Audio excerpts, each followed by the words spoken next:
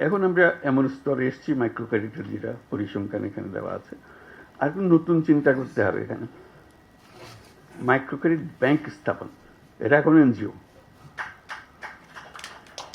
কাজে এনজিওর থেকে উত্তরণ হতে হবে। এনজিও পর্যায়ে রয়ে গেলে এটা ঠিক আবার ওই ব্যাংকিং মেজাজে আসবে না। মেজাজে আসতে হলে তাকে ব্যাংক হতে হবে। এই মাইক্রো ক্রেডিট ব্যাংক নামে একটা আইন করতে হবে, যেটা আইনের কথা আভাসিক নিয়ে আমরা পাচ্ছি এখানে। এটা পরিষ্কারভাবে এটা নতুন একটা ব্যাংক হতে হবে, নতুন একটা আইনে। সেটা regulatory authority, micro credit regulatory authority হতে পারে, ভিন্ন অথরিটি হতে পারে, কিন্তু we need a separate banking law. যেখানে এখন যেটা পরিসংখ্যানে দেখছেন, তারা সদস্যদের সঞ্চয় নিতে পারে, বাইরের কারোর ডিপোজিট নিতে পারে না। এটা একটা তার সীমাবদ্ধতা। ফলে সীমাবদ্ধতার ফলে তাকে ওপরের কাছে হাত পাততে হয়, দায়বদ্ধ হতে হয়। কেন হবে? সে এত সুন্দর ব্যাংকিং করে, আরেকজনের হাতে হাত পেতে কেন করবে? সে তার মধ্যে কি অভাব আছে যেটা সমবায় ব্যাংকে ছিল, এদের কাছে নেই?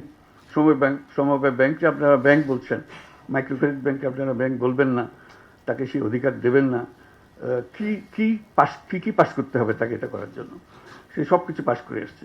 কাজে আমার মনে হয় এটা সময় এসছে যে এটা মাইক্রো ক্রেডিট ব্যাংক আইনে করা। এরকম একটা প্রস্তাব একটি দেশকে দিতে গিয়ে বিপদেও পড়ছি আমি। সে খুব বিপদের কথা বলি।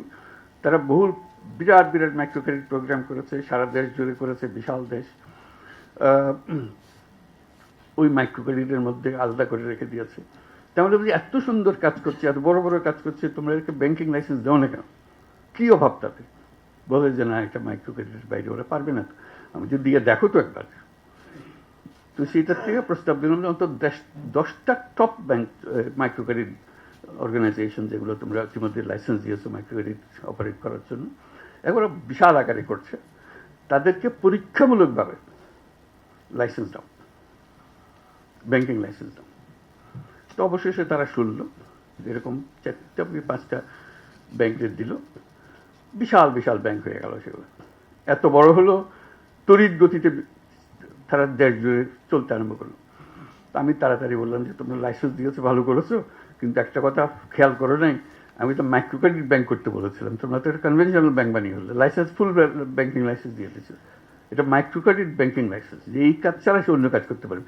এখন যেই মাত্র সে ব্যাংকিং লাইসেন্স পেয়েছে, বড় বড় ইনভেস্টররা এসে হাজির হয়ে গেছে।